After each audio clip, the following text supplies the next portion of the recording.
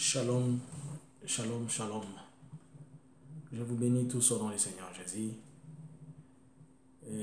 C'est encore moi, votre ami, votre frère, Jean-Luc Kamani.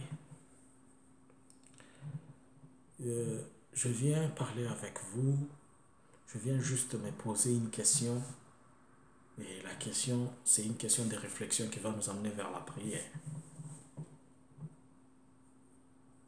Pourquoi le Congo n'a jamais eu de gens qui l'aiment?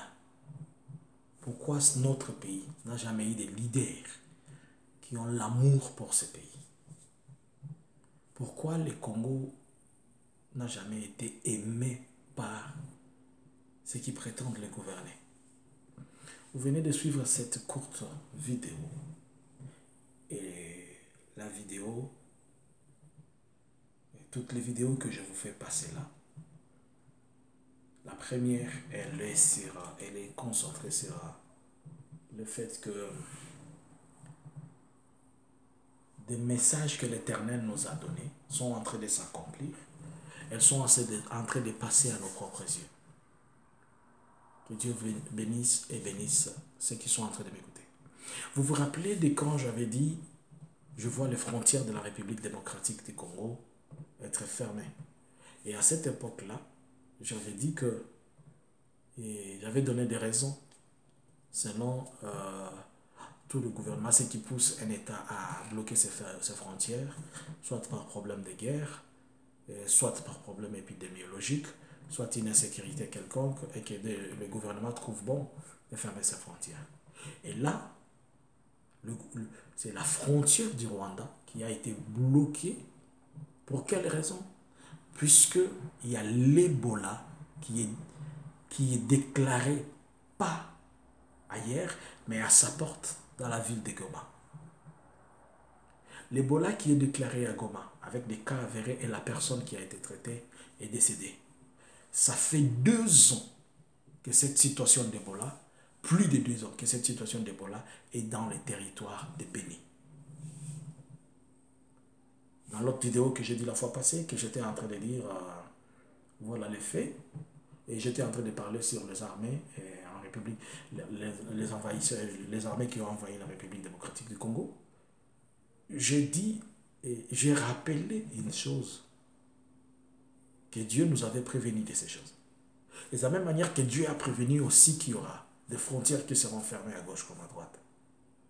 Mais regardez un peu, l'Ebola a commencé 3 ans, 4 ans là-bas. On fait semblant.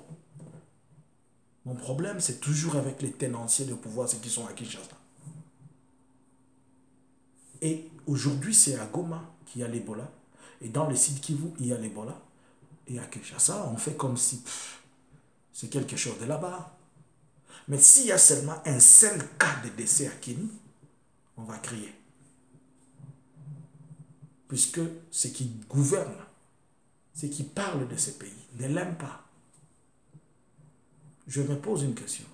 Si seulement un seul fils de Félix mourait de l'Ebola, pensez-vous que demain, il n'y aura pas de solution pour l'Ebola? Si un fils à Kabila mourait de l'Ebola, demain, il n'y aura pas de solution pour l'Ebola. Si un seul fils de Vital, de je ne sais qui, d'un gouverneur quelconque, ils prennent les leurs, ils les sortent dans des zones à risque, ils les sortent dans des zones qui sont appelées des zones rouges, ils se protègent, ils restent dans leur bureau, ils sont assis. Pourquoi ce pays, on ne l'aime pas? Je vais vous dire tout ce que moi, je trouve que nous devons prier que Dieu donne des gens qui aiment ce pays. Pas de profiteurs, pas de menteurs. Le président a crié qu'il aime son peuple, il fait tout pour son peuple.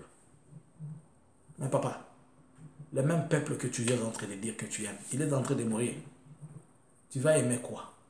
Je ne sais pas si comme toi tu aimes tellement visiter les tombeaux, ou tu aimes tellement faire les cérémonies funèbres, je ne sais pas, ça va t'arranger. Puisque un seul décès d'un officiel, ça nous a coûté 12 millions de dollars. C'est une parenthèse.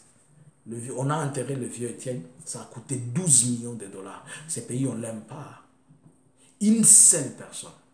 dans un pays qui a un budget de 5 milliards de dollars. Et on l'enterre pour 12 millions. Même lui-même de son vivant, je ne pense pas qu'il aurait cautionné une telle facture.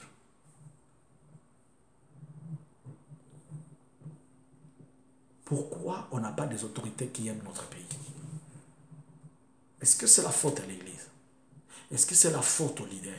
Est-ce que c'est seulement puisque les gens disent, ils pensent que tout ce que ces pays ne peuvent pas marcher, ne peut pas marcher, parce que ça ne peut pas s'arranger?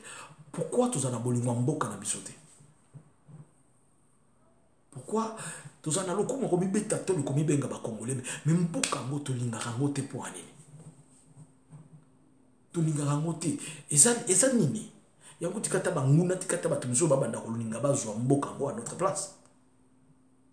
Comment se fait-il que dans un pays comme la RDC, on peut parler de l'Ebola pendant 3 ans, 4 ans, 5 ans? Il n'y a aucun mécanisme. On est en train d'attendre la communauté internationale. Et dans le bureau, dans les papiers, on est en train de dire on a envoyé l'argent à gauche, à droite. C'est une sorte de profiteurs, de mangeurs de quoi et de quoi. Maintenant qu'il y a l'Ebola à Goma, demain ça va être à Lubumbashi. Puisque vous ne savez pas quand il se déplace, puisqu'il n'y a même pas de structure, il n'y a même pas de services d'urgence ou bien des services épidémiologiques pour éviter que cela marche. Puisque si on avait, cette personne ne devait pas quitter Beni, est-ce que vous savez ce que cela représente? Beni à Goma, c'est presque 2 jours de marche. Le matin, où on arrive le soir. Beni et Butembo, c'est une affaire de 200 quelques kilomètres. Une affaire de 200 et quelques kilomètres. Butembo et Goma, il y a beaucoup de villages avoisinants pour arriver là-bas. Et la personne arrive à Goma. Les gens avec qui il a été dans le bis, est-ce qu'on les contrôle? Les gens avec qui il a pris le même transport, est-ce qu'on sait où ils sont passés? Est-ce qu'on a tracé les bis qu'il avait, les transports qu'il avait pris? Toutes les personnes qu'il a saluées. Est-ce qu'on sait où se retrouvent ces gens? Donc la maladie est en train de se vaporiser seulement comme ça. Et dans vos bureaux, vous mettez cravate, vous parlez français, mais vous n'aimez pas. C'est comme si vous avez moi si moro lingara pour la forme na ina taille naie.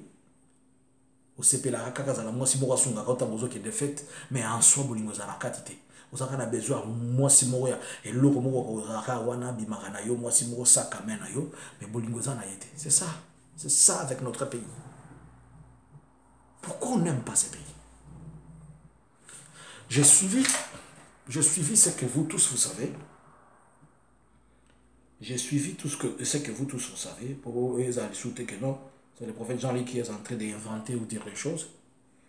Et quelque chose, voilà pourquoi je suis en train de dire pourquoi on n'aime pas ce pays. Je lis que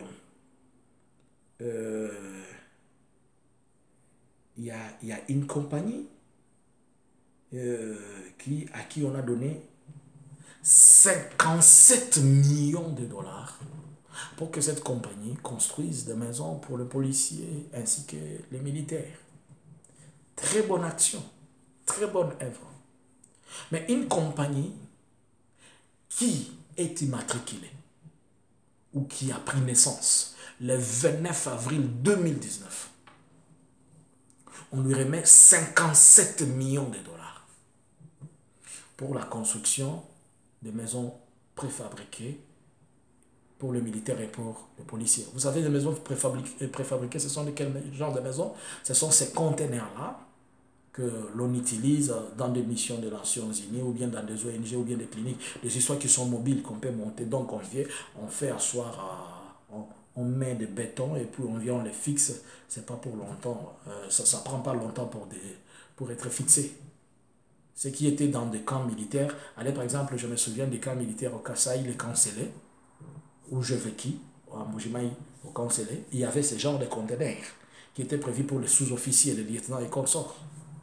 Et ceux qui sont au Kasaï, si vous pouvez le vérifier, jusqu'à aujourd'hui, dans les camps Célestis, ça existe encore, parce qu'il y a des années que j'ai quitté là-bas.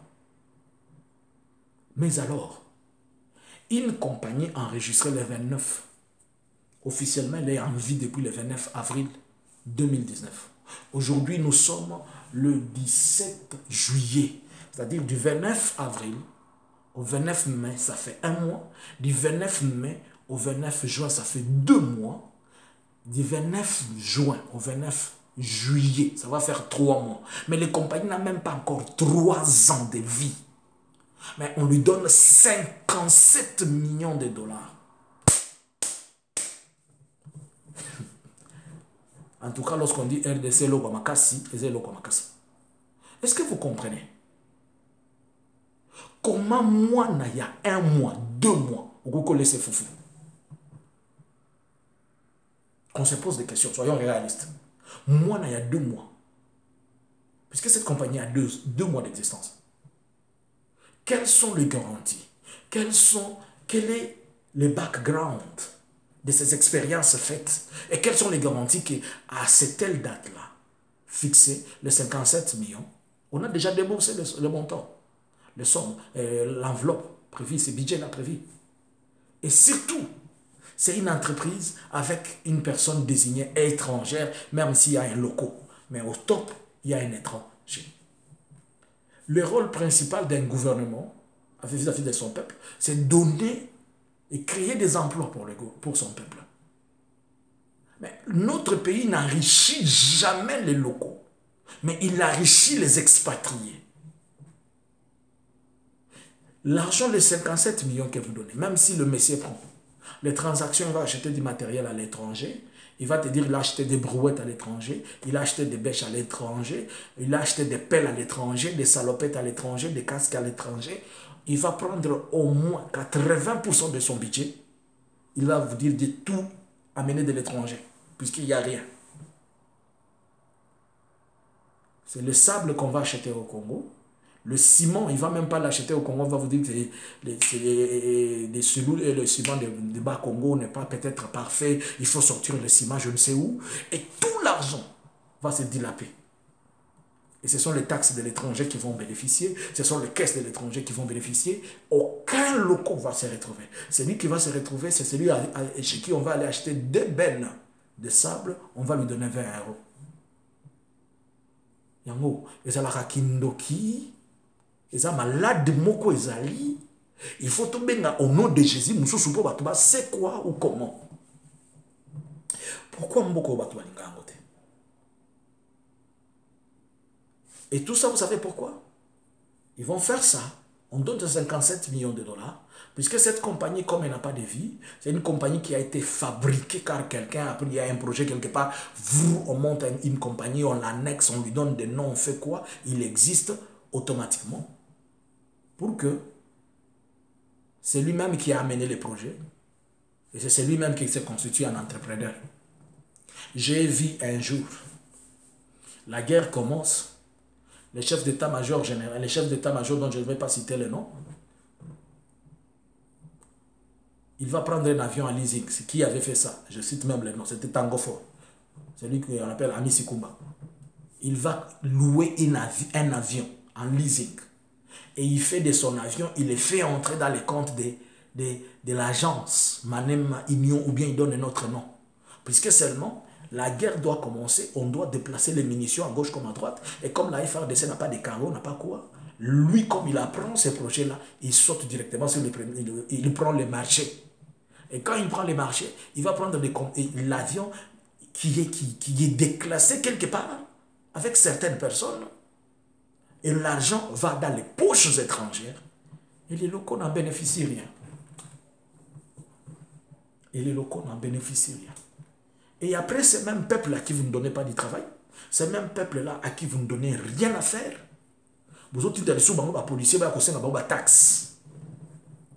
Vous prenez leur impôt. Mais moi, je que tout ça, c'est une consciencieuse. Na habité ceux qui te savent que ça sous maman là il n'a pas pour là il va ça la délivrance il y a malamu puisque ba état d'âme na biso et ça n'a problème toi na mindondo makasi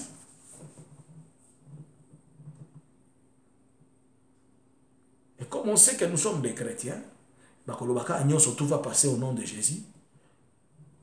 Je vais revenir avec un dossier qui a toujours été sensible Et je vais en parler. Pour n'abi dossier, et ça là-bas, bon, ma bateau belé, bah, qui mis sa bateau belé.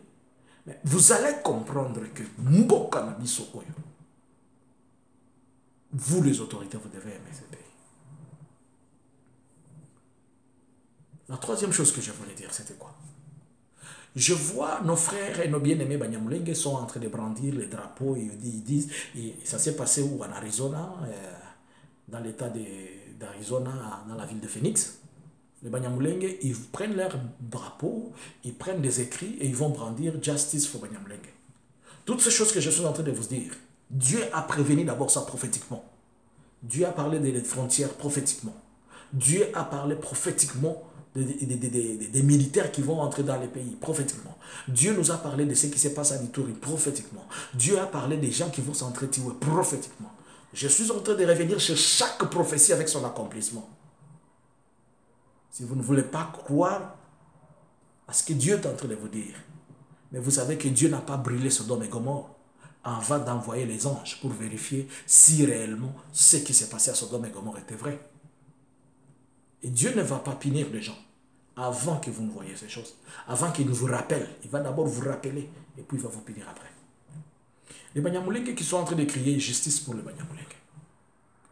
Où c'est? À Phoenix. Pourquoi ils disent qu'on les tue? Qui tue qui? Les Banyamulenge, ils disent qu'ils sont tués par la population locale. Je l'ai dit et je le répète. Vous savez, nos peuples, nos frères, Banyamulenge, si on peut les appeler comme ça, pas si on peut les appeler, ils habitent, ils sont là. Ils ont toujours tiré des profits d'une situation, qu'eux-mêmes allument le feu. Lorsqu'ils allument le feu, ils se font passer pour des victimes. Et quand ils se font passer pour des victimes, ils précèdent ce que nous ne savons pas faire. Vous voyez ce qu'ils ont fait? En Arizona, il y a combien de Congolais qui y habitent? Mais ils vont nous accuser à notre présence et nous, on s'était. C'est ce qu'on appelle le lobbying. Ils vont dire des choses à ces sénateurs-là qui ne comprennent pas la réalité du terrain, qui ne connaissent rien et ils vont croire à eux. Mais nos frères, nous qui sommes là, qui connaissons, il y a une communauté de Congolais en Arizona, je pense, d'autres tribus. Essayez de vous tenir debout, allez expliquer aussi, contrecarrer ce qu'ils sont en train de faire. Puisque ces gens qui ne connaissent pas la vérité, les Banyamulenge sont en train de les tripoter dans la tête. Et après, ils vont se tenir debout avec ça. Ils vont prendre des décisions qu'ils ne connaissent pas. Mais les Banyamulenge disent qu'ils veulent la justice puisqu'on est en train de les tuer. Est-ce qu'on s'est réveillé un matin, on a commencé seulement à tuer les gens gratuitement comme ça? Je vais vous dire un jour quelque chose qui s'était passé, mais c'était bizarre, mais c'est purement correct. Il y a un ONG qu'on appelle Search for Common Ground. C'est un ONG américain qui cherche le terrain d'entente. Et on était en train de chercher comment les communautés devaient s'entreparler. Ça s'est passé il y a longtemps, plus de 7 ans, mais bon. Et on a appelé toutes les communautés du Sud Kivu. Y compris les Banyamulenge étaient là. Il y avait des hommes de Dieu puisque c'était quelque chose qui se parlait avec l'église. Et les Banyamulenge ont crié, on ne nous aime pas, on ne nous aime pas, on ne nous aime pas. Il y avait un vieux Murega. Murega, c'est l'un des tribus du Sud Kivu, dans les territoires de Chabunda. Et un vieux Murega qui se tient debout, un révérend, il pose une question. Une question qui était pertinente, mais trop importante. Si vous le comprenez comme ça, vous pouvez dire que non, le vieux là, il ne raisonne pas, il ne réfléchit pas. Mais mon papa là, il était tellement profond dans sa réflexion. Il posa une question. Permettez-moi, le terme qu'il a utilisé. Il a dit, je vais poser une question. Mais si vous me donnez une réponse, nous tous, les autres tribus, nous allons accepter que nous sommes mauvais vis-à-vis de vous. Il les a demandé une seule chose. Avez-vous déjà vu? Il a posé la question à cet homme, le révérend qui était là, qui représentait sa communauté. Il a dit, moi je suis Murega. Celui-là est Mouchi, l'autre est Mouflero, l'autre est Mouvira, l'autre est Moubembe. Il va poser à un Mbembe. As-tu déjà un jour pris pour Pete in Munyamulenge? C'était une question qui était, on ne comprenait pas. Il dit non. Il pose la question à ces Munyamulenge. Est-ce que dans ta communauté, un jour, il y a existé une pite qui est entrée en contact avec d'autres communautés. On a dit non. La logique de ce papa-là était simple. C'était pour dire, il a pris la chose la plus élémentaire qu'on puisse trouver dans la communauté. Les communautés s'entrepénètrent. Mais les Banyamulenge ne s'entrepénètrent jamais avec les autres. Jusqu'à ce siècle. Un Banyamulenge, quand il va épouser quelqu'un, il rentre chez lui pour chercher au village la femme. Même quand il est aux États-Unis, en Australie, il doit rentrer là-bas. Les Munyamulenge épousent jusqu'à aujourd'hui. Il y a des gens qui ont encore cette mentalité. Ils prennent les femmes, ils voient, on marie une grosse, on épouse une grossesse. Une femme est grosse, on dit, moi, je dote déjà ce qui est dans ton ventre, même si tu ne sais pas si c'est quoi. Ils disent qu'on ne les aime pas. Ils disent justice et ils sont minoritaires. Vous qui êtes minoritaire, en RDC, il y a plus de 450 tribus. Mais sur les 450 tribus, vous avez ce monopole-là d'avoir les armes dans chaque maison. Chaque Munyamulenge a une arme. Vous avez une armée avec vous. Vous êtes positionné jusqu'au niveau du gouvernement. Je vais vous citer. Dans les gouvernements 1+4, vous aviez un vice-gouverneur, à l'occurrence Azarias Robero. Jusqu'aujourd'hui, allons doucement. Qui est le patron de la police nationale congolaise, si ce n'est pas Charles Bisengimana? Charles Bisengimana, c'est un Munyamulenge. On va très bien doucement. Qui est le patron chargé de la logistique de la FARDC? Depuis les années 2003 ou 2004. On ne le bouge presque pas. Malik Rijege, le général. Ce n'est pas un Munyamulenge. Mais quand vous dites justice pour vous, quand vous dites qu'on ne vous aime pas, quand vous dites qu'on vous tue, quand vous dites vous avez l'armée, vous avez la force, vous avez les armes, vous tuez les autres, et vous dites que ce sont les autres qui vous tuent, lorsque les autres se défendent. Je me pose des questions. Et à Kinshasa, vous appuyez ces choses, vous ne voulez pas en parler. Vous ne voulez pas amener les gens à trouver solution à ces choses. Des gens qui ont des armes, des gens qui ont toute une armée, ils ont la police, ils ont tout ce qu'il faut. Ce sont eux qui se passent maintenant pour être des victimes. Ils se victimisent dans des situations. Quand vous êtes en train de dire qu'on a tué vos frères, lorsqu'on vous a tué, vous étiez en train d'acclamer, vous étiez en train d'acclamer, vous étiez en train de dormir, vous ne vous êtes pas défendu, vous n'avez pas tué les autres. Lorsque un militaire Munyamulenge meurt et tué sur le front, on reporte ça, il y a eu meurtre d'un Munyamulenge, on a fait ceci. En réalité, vous avez fait la guerre pour avoir des positionnements, puisque vous étiez en train de dire, vous n'êtes pas considéré. Vous êtes considéré. Vous avez eu des positionnements. Vous avez tout eu. Mais jusqu'à aujourd'hui, vous faites la guerre. Pourquoi? Les mobiles de cette guerre. La seule population, puisqu'elle est abandonnée à son triste sort, il n'y a pas de gouvernement qui l'aide. La FARDC est en train de tuer ses propres fils. C'est du Fizi, c'est du territoire d'Ouvira et de partout là-bas, qui se constitue en milice d'autodéfense pour se défendre contre ce qu'il y a. Puisque vous êtes suffisamment appuyé logistiquement, militairement, politiquement, et ils n'ont pas de structure pour se défendre. Maintenant, ceux qui sont vulnérables, c'est ceux qui deviennent des personnes qui sont prises pour être coupables. Vous avez des hommes de Dieu. Avez-vous déjà vu, êtes-vous déjà un jour entré dans une église de Banyamulenge? Si tu n'es pas Banyamulenge, tu ne peux pas être pasteur. Il y a des protocoles, ce sont les Banyamulenge. Les anciens, ce sont des Banyamulenge. C'est eux-mêmes la source de la ségrégation, c'est eux-mêmes la source des gens qui se tiennent à l'écart. Ils ne se mélangent pas avec les autres. Et ils disent qu'on ne les aime pas. Cherchez même dans les quartiers, même à l'université. Ils ne marchent qu'entre eux, ils ne se parlent qu'entre eux, et partout ils sont. Curieusement, maintenant, ce qui va vous faire rire. Même au Rwanda, les Banyamulenge disent qu'ils ne sont pas des Rwandais. Ce sont des Congolais. Mais quand ils sont Congolais, ils disent qu'ils sont des Congolais, on ne les aime pas. Entre guillemets. Vous étiez dans la communauté Restoration Church, non? Au Rwanda. Et qu'est-ce qui a fait que vous soyez divisés et sortez des autres? Sortir des autres et être vous-même. La communauté Restoration Church qui est conduite par l'apôtre Massassou. René Massassou. Qui est la Restoration, qui est la deuxième plus grande communauté des églises de réveil au Rwanda.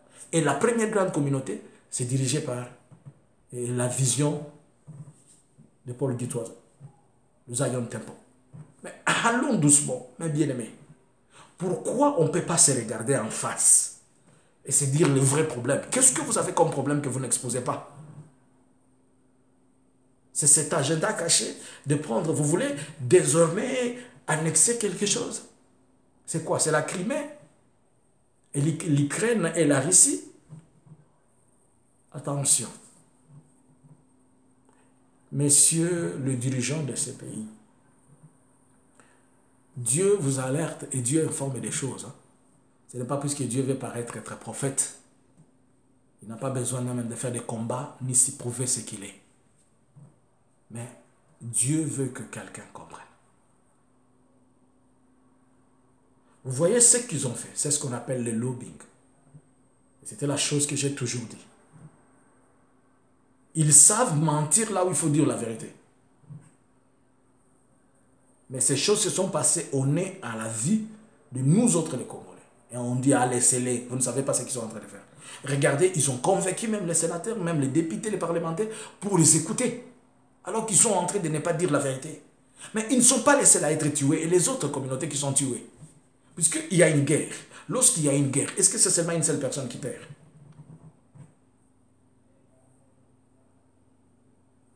J'étais en train de rappeler deux pratiquement choses simples.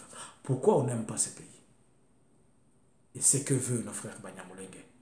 Vous voulez essayer un peu d'être clair, essayer de vous faire comprendre, puisque personne ne comprend plus ce que vous voulez. Puisque les Banyamulenge, naturellement, ils ont toujours été compliqués comme ça. Et ils compliquent tout, même ce qui est plus facile. Et si vous ne les connaissez pas, demain vous allez comprendre ce que je vous dis. Que Dieu vous bénisse. Prions pour notre pays. Je suis en train de parler à un homme de Dieu. Que Dieu soit avec vous. Au nom de Jésus. Amen. Abonnez-vous à la chaîne La Vérité. Et plus.